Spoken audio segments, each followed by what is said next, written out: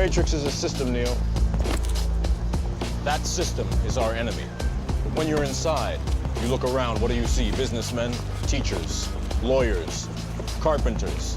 the very minds of the people we are trying to save. But until we do, these people are still a part of that system, and that makes them our enemy. You have to understand, most of these people are not ready to be unplugged. And many of them are so inert, so hopelessly dependent on the system, that they will fight to protect it. Were you listening to me, Neo?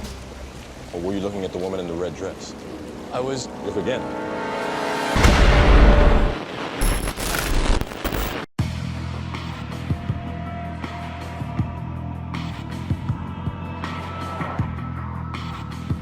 Olá senhoras e senhores, bom dia, boa tarde, boa noite, dependendo de quando vocês verem este vídeo. Hoje eu vim conversar com vocês sobre um assunto que eu ainda não abordei direito aqui no canal, que muito provavelmente no futuro será assunto para documentários, e dependendo do tamanho e alcance do canal, até mesmo entrevistas com pessoas de relevância dessa área. Bom, mas por hoje, pairamos em um nível de apenas uma discussão mais informal e de algumas reflexões que, embora simples, possuem grande valor a respeito do homeschooling.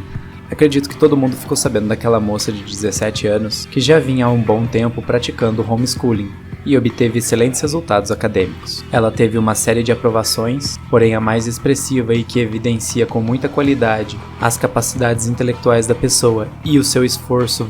focado para o estudo, provavelmente foi a sua aprovação em 5º lugar na Escola Politécnica da USP. Quem já prestou vestibular ou tem algum tipo de vínculo acadêmico, sabem muito bem que os cursos dessa escola são especialmente mais exigentes para passar. Acho que nem precisamos perder muito tempo tentando refutar os invejosos e os escravos do sistema a respeito dessa primeira colocação, pois apesar da estudante não ter utilizado do sistema convencional de ensino do Estado, a mesma foi aprovada por um sistema de educação de nível superior do próprio Estado. Então, de uma maneira ou de outra, é argumentativamente impossível você dizer que essa estudante não adquiriu o substrato intelectual necessário para ingressar no curso superior do ensino estatal. A grande polêmica criada em cima desse caso foi que, pelo fato da estudante não ter utilizado os meios convencionais estatais, ela não estaria apta, tanto intelectualmente quanto psicologicamente, para ingressar ao curso superior. Bom, qualquer libertário sabe que isso é um monte de balela, pois as leis que vêm do Estado elas não possuem nenhum tipo de autoridade,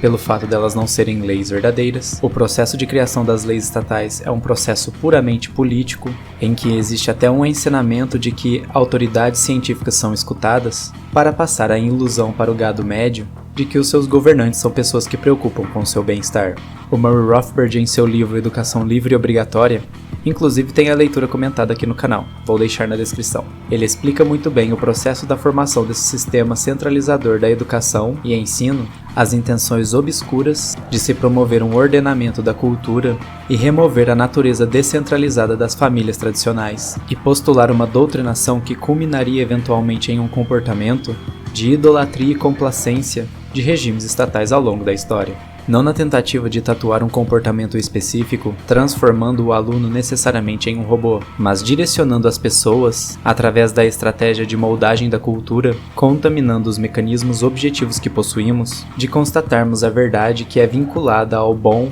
belo e justo ontológicos. Há um espectro de comportamento que cabem ou servem à agenda dos entes que prosperam através do ato político. Esse livro é realmente muito interessante, pois fica muito claro que uma série de regimes estatais, tanto as monarquias absolutistas e parlamentares, quanto as repúblicas e democracias atuais, utilizam a arquitetura do mesmo sistema. Além de uma ótima explicação como se iniciou esse processo e como ele foi formado, o autor ainda discorre sobre ocorrências vilânicas de algumas das consequências desse sistema, em que a falta de liberdade e a necessidade de indivíduos se submeterem a um sistema centralizador da educação, além de toda a planificação do ensino em um comportamento intelectual que precisa integrar a todos dentro de uma mediana, todo o sistema eventualmente se torna escravizado da parte dos acadêmicos que possuem um desempenho não muito bom, pois aqueles acima da média, ou aqueles que excedem grandes expectativas, são obrigados a arcarem com uma barreira no estudo formal que se fundamenta nessa mediana, ou até muitas vezes em pontuações abaixo da mediana, pois conforme os problemas e a baixa qualidade do sistema de educação centralizado aparecem, o próprio Estado é obrigado a baixar a dificuldade de cada assunto estudado, a fim de mascarar de maneira artificial as pontuações e dados que escancaram essa problemática, dando origem assim em uma espiral de perda de qualidade geral sustentada por um sistema que se retroalimenta de constante queda na qualidade do ensino geral, na dificuldade das avaliações e, consequentemente, culminam em um acadêmico de menor qualidade. Se tomarmos em conta uma mediana comportamental da distribuição das capacidades gerais acadêmicas de estudantes de um país, por exemplo, podemos assumir que numa condição normal, existem alunos que serão caracterizados pelas pontas extremas, tanto a designada para acadêmicos de menor qualidade, quanto a designada para acadêmicos de maior qualidade. Entretanto, em uma condição normal, existe uma tendência de encontrarmos a maioria dos alunos localizados no centro ou próximos de uma mediana, tanto para mais quanto para menos. Dependendo das ocorrências, contaminações, políticas que levam a baixa qualidade, situações ambientais ou inúmeras outras variáveis que nem conseguimos conceber aqui, o formato dessa distribuição pode ser um pouco alterado. Entretanto, a situação descrita anteriormente, ocorridas nesses sistemas centralizados, é que existe um grande incentivo político, um mais relacionado a curto prazo, em que aquele político para se manter no poder, ou em relevância, ou ao menos fazer a manutenção do status quo com a população, o mesmo tem um incentivo para baixar a dificuldade dos testes, inserir novos contaminantes através de leis estatais, passando a impressão de que apesar da perda de qualidade geral do acadêmico, por conta de que agora os requisitos são menores, que as coisas se mantiveram numa constância. O outro sentido é um pouco mais difuso, mais focado ao longo prazo e, portanto, mais complicado de se perceber. Ainda, esse incentivo possui uma natureza muito mais vilânica e obscura,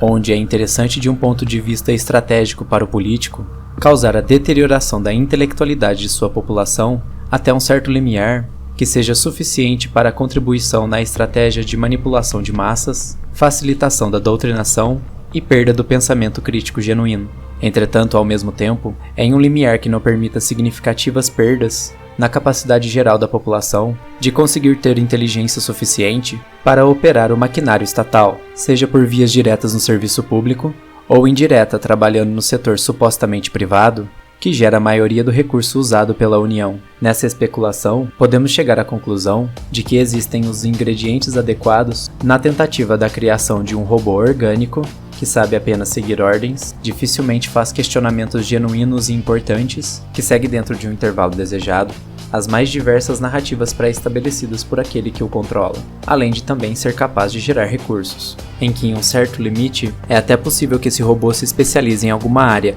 dentro de uma gama de áreas existentes, entretanto, sempre numa programação que remete ao bem geral do mecanismo. E dessa maneira, temos um dos pilares que sustenta a matrix do nosso mundo real, em que o NPC está tão imerso, dependente e naturalizado por esse sistema, que quando existem aqueles que saem um pouco fora de linha, realizando algum questionamento mesmo que bem fundamentado, porém indesejável ou indevido, são amplamente perseguidos pelo sistema e os entes que o compõem, tanto aqueles conscientes quanto os inconscientes. Descrito esses dois princípios estratégicos dos políticos, podemos também constatar que toda essa problemática não visa apenas transformar aquela curva de distribuição em uma conformação que beneficie o acadêmico de baixa qualidade ou aquele abaixo da média, devido ao fato que o ente que se destaca ou que é acima da média eventualmente encontram barreiras no seu aprendizado formal por conta do que é delimitado pelo Estado, podemos apontar que existe uma verdadeira tentativa política do deslocamento da distribuição completa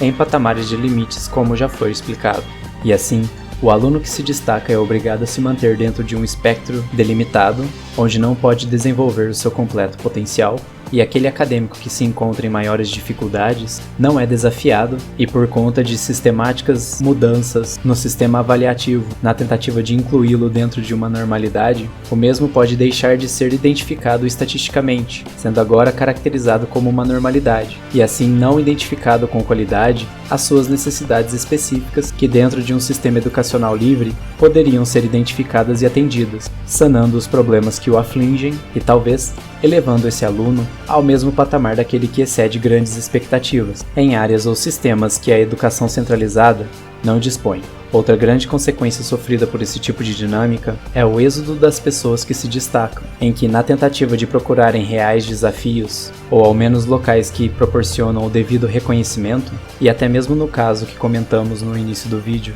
da estudante que foi proibida de cursar a USP, que ganhou uma bolsa para estudar em uma faculdade fora do país. Enfim, esses entes que se destacam tendem a abandonar regiões com menores liberdades para regiões que existem maiores liberdades. Dessa maneira, toda a comunidade perde com o deslocamento para longe desses grandes talentos. Se a reflexão trouxe algo de positivo para você, deixe seu like, compartilhe os vídeos do canal e comente bastante para gerar engajamento. Obrigado pessoal e fiquem bem.